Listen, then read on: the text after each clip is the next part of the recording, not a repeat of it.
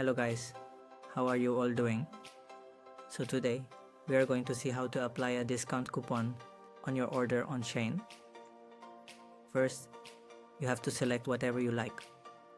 So I have selected this shirt. Select your size, whether it is S, M, L, XL or XXL, whatever it is. You will get a 10-day return policy and the option for exchange. You will also get the option for cash on delivery. After that, you need to click on Add to Bag, add tick. After clicking, look around here. The option to apply a coupon is given. After clicking on it, whatever your coupon code is, look here and apply it. After applying, whatever percent your coupon is, 60%. After clicking, once your coupon is applied, you will find the Proceed to Pay option here. After clicking here, you will find options for net banking, cash on delivery, credit card, debit card, and UPI for payment.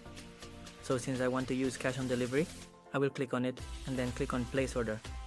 After clicking, your order will be successfully placed. So this way you can. So if you like this video, please like, subscribe, and share the channel.